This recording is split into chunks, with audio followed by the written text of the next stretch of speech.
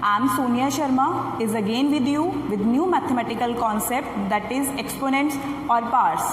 It is a chapter 2 of class 8th. Okay. Before moving ahead, I just want to explain the concept in a better way. Okay, that is chapter 2, exponent and powers. Firstly, exponent must be clear to us. Powers और exponent का मतलब क्या होता है? पार का मतलब ताकत आना, बढ़ना, इंक्रीज होना. Just I am taking an example. A is a real number. A is a real number and n is an integer. We will read it as a raised to power n. It will be read as a raised to power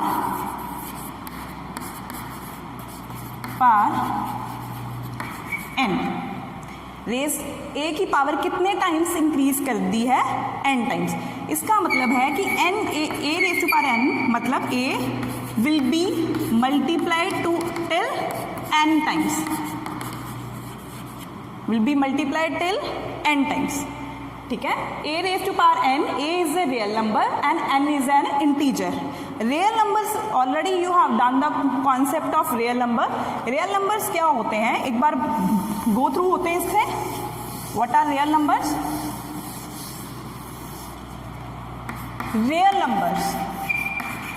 real numbers are combination of rational और irrational numbers. Clear? जैसे irrational number in the form of p upon q, q not equal to 0, and those are not in the form of p upon q. Those are not in the form of not in p upon q form. That are irrational. √2, √5, these kind of. ठीक है. उसके बाद जो rational है, that are also combination of fractions and integers. Fractions and integers. Fraction 1/2, 3/4, 5/6. Integers, all the negatives along with the whole numbers. Integer is a combination of negative numbers and whole numbers. Clear?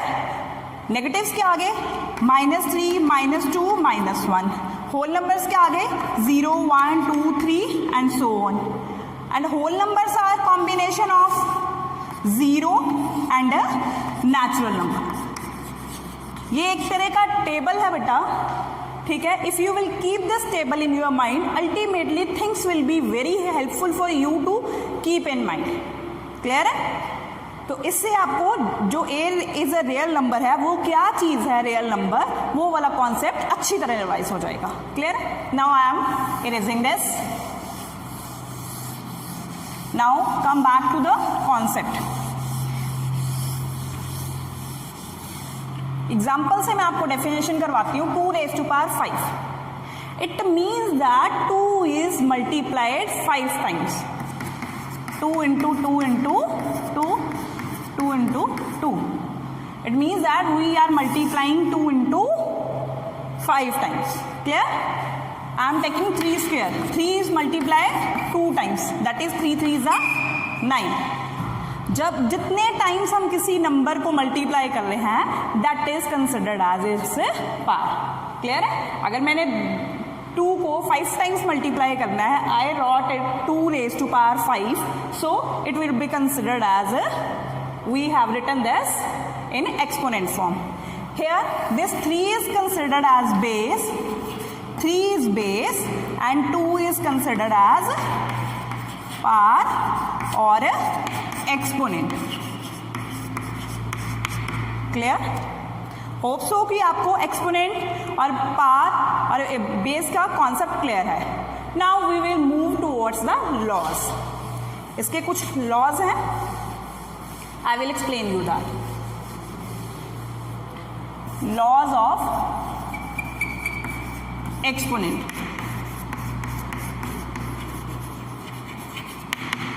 Laws of exponent. First law I am writing here, a raised to power m multiply a raised to power n is equal to a raised to power m plus n. ठीक है, where a is a real number, a is a real number and m and n are integers.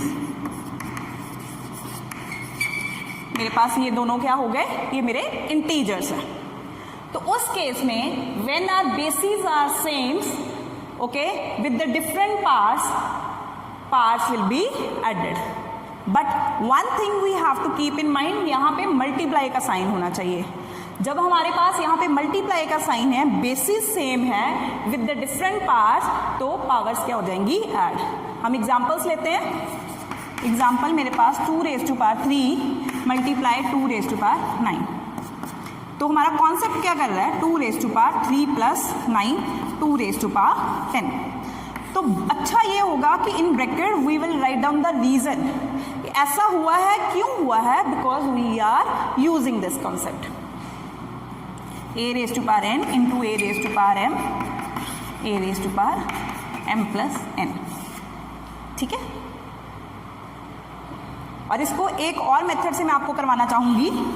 ये ऐसा क्यों हुआ, कुछ भी चीज whatever we are doing in mathematics, each and everything has its own reasons. तो that reason must be clear to you. जो भी रीजन है वो आपके दिमाग में हमेशा ही कॉन्टिन्यूसली स्ट्राइक करना चाहिए. Why it is happening.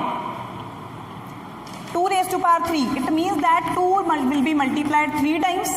2 raised to power 9, it means that 2 again multiplied with the 9 times. I am writing it continuously. Okay. Now we will count the number of 2. 1, 2, 3, 4, 5, 6, 7, 8, 9, 10, 11, 12. It means that I got the power of 2 as 12. I think both the concepts are clear. Why this identity is built? This is the reason. Clear है? Okay. एक और example से करते हैं.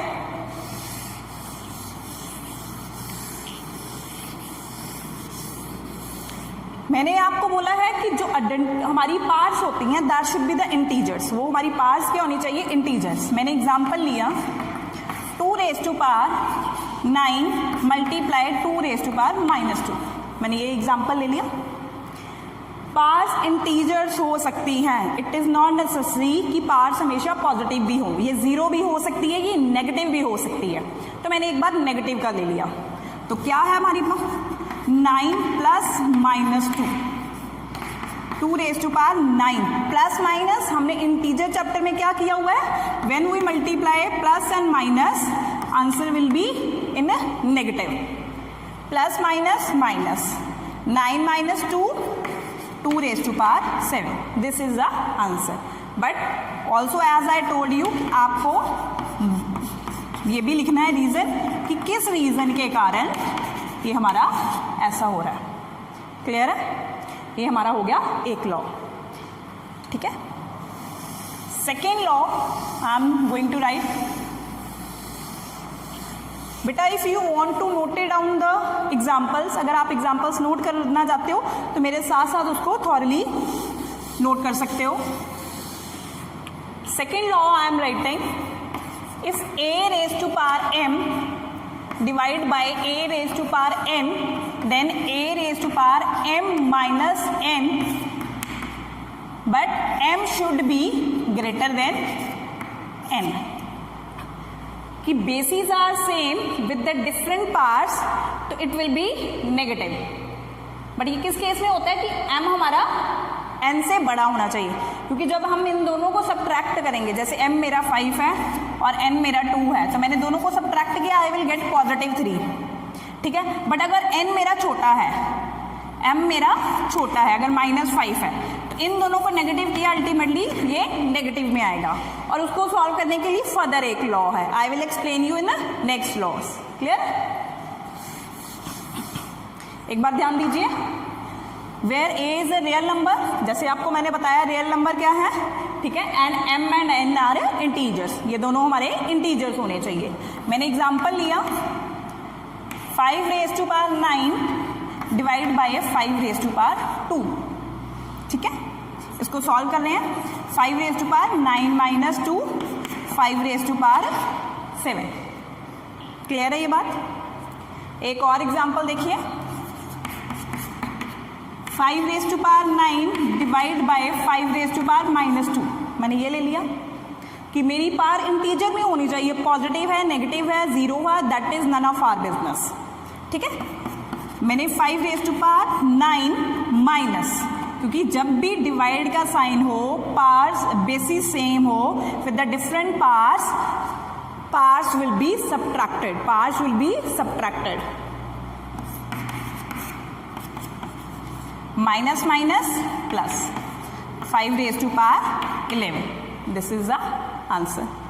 Hope so these two laws are clear. Shall I move to the next? Okay.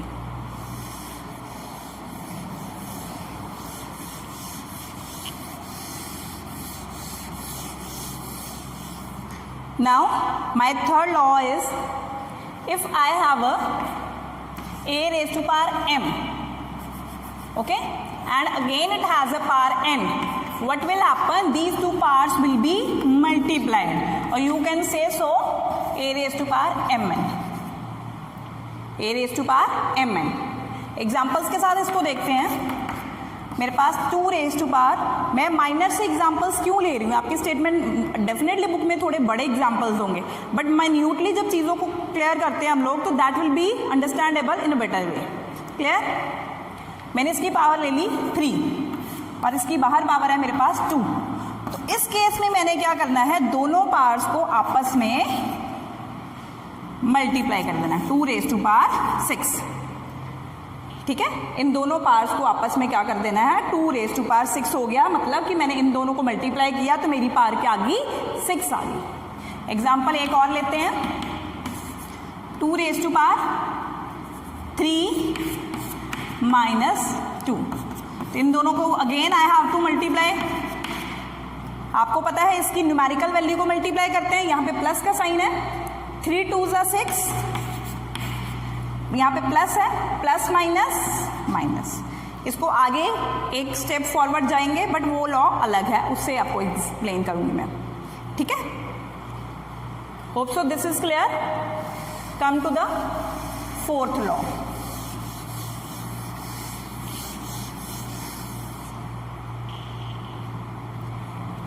Fourth law, what is the 4th law saying? मेरे पास different 2 real numbers हैं, मेरे पास डिफरेंट 2 रियल नंबर्स हैं और उनकी पावर m है, उनकी common power m is written over there. You can write down it a raised to power m multiply b raised to power m। इसको हम ऐसे भी लिख सकते हैं, ठीक है। एक बार दोबारा देखिए, एग्जाम्पल है, मेरे पास लिखा हुआ था 2 मल्टीप्लाई 5 raised to power 3, तो ये क्या हो जाएगा, 2 raised to power 3 multiply 5 raised to power 3, ठीक है। 2 raised to power 8 multiply 5 raised to power 125, ठीक है। इसको फिर आगे मल्टीप्लाई करें, 8 5 40, 16 20 2 10, that would be 1000 with the answer. और ये आपको ऐसे भी हो सकता है 10 raised to power 3। इस सम को हम 2 तरीके से सॉल्व करते हैं, एक तो इसकी पावर सिंपल है, 10 मल्टीप्लाई 10 मल्टीप्लाई 10, ठीक है, इट वुड बी 1000। बट अगर इसको बोला है कि by using this quantity, how to write down, 2 multiply 5 raised to power 3, 2 raised to power 3 multiply 5 raised to power 3, 8 multiply 125, that would be 1000।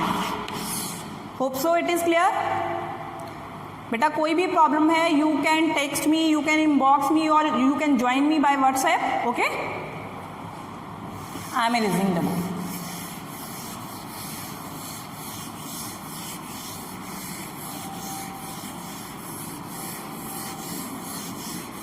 Okay, come to the next law, a raised to power minus n, a raised to power minus n।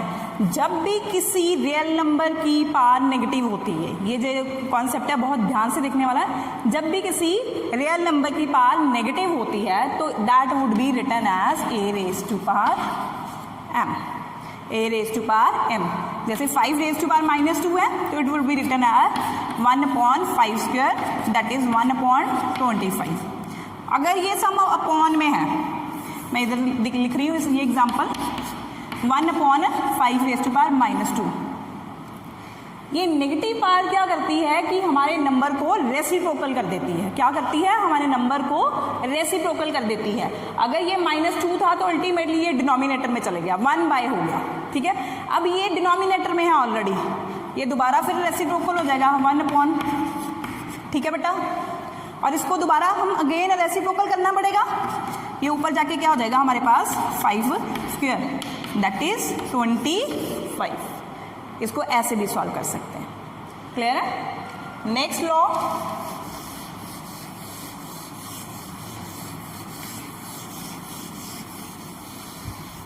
when a is a real number and its power is 0, then it is standard result that would be always equal to 1, that is always equal to 1.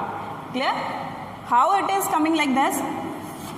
I am supposing that its power is m, okay, and its power is kind of this, ठीक है? It means that it is in the form m minus m, it is in the form a raised to power minus m. When I will add these two, again it will be a raised to power m minus m, a raised to power 0, that is 1. Clear?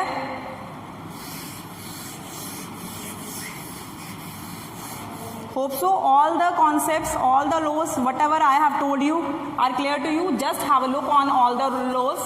I am writing it again. A raised to power m multiply n is equal to a m plus n. A raised to power m minus n equal to, m divided by a raised to power n. It would be subtracted where m is greater than n. Third law is a raised to power m n is equal to a raised to power mn. Fourth law is a raised to power m b raised to power m, that is equal to ab raised to power m. Fifth is a raised to power 0, that is always 1. Sixth is a raised to power minus m, that is equal to 1/a raised to power m. All these laws are related to this chapter. Now we will solve few of the examples so that you can study the things in better way.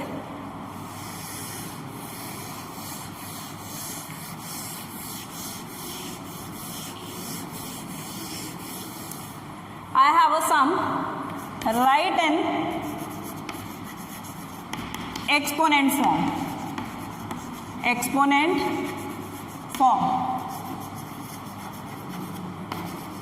मेरे पास statement है 2 multiply 2 multiply 2 multiply 2 multiply 2. What you will do? You will count the number of 2s. कितने 2 हैं मेरे पास? I am counting 1 2 3 4 5. तो मेरे पास 5 times 2 है, 2 raised to power 5. ठीक है, अगर एक्सपोनेंट में पूछा है तो only this much. But if they are asking solve this, then you have to write down the solution of this. 2 to the 4, 4 to the 8, 8 to the 16, 16 to the 32. Clear? Now next मेरे पास सम है, एक example और लेते हैं. 9 square, ठीक है, तो इन दोनों को मल्टीप्लाई कर देंगे तो 9 raise to power 6. Exponent form में है तो डायरेक्टली इसको लिखना है. ओके, एक और एग्जाम्पल करते हैं. अगर आपको लिटरल्स में, ये तो हमने किया था when numbers are given to us, when digits are given to us, when literals are given to you, how to solve that. I am taking a statement 8 multiply x raise to power 4 multiply y raise to power 5. 4 multiply x square multiply, ठीक है, ये सब मेरे पास, इसको हमने solve करना है। जब सोल्यूशन कर रहे हैं तो बेटा एक बार उसकी स्टेटमेंट पहले हम लोग लिखेंगे, upon 4 multiply x square multiply y cube, 4 1 सा 4 2 सा, बेटा ये वैसे ही कट गया। अब मैंने आपको एक लॉ करवाया है, when we have the same variable, we have the same base and parts are different with the division sign, fraction stands by division sign, when bases are same with the different parts, okay, so what will happen, parts will be subtracted, here also parts will be subtracted, 2 multiply x square multiply y square, it would be 2x square y square, ये एक चीज बन गई। और मैंने एक law और भी करवाया आपको, जैसे a raise to power m multiply b raise to power m, तो ये किसके इक्वल बन जाता है, a b raise to power m, ये लॉ क्लियर। तो इसके अकॉर्डिंग ही हम लोग इसको क्या लिखेंगे, 2xy raise to power 2, clear है। Hope so this example is very fine clear to you. एक और एग्जाम्पल ले रहे हैं हम,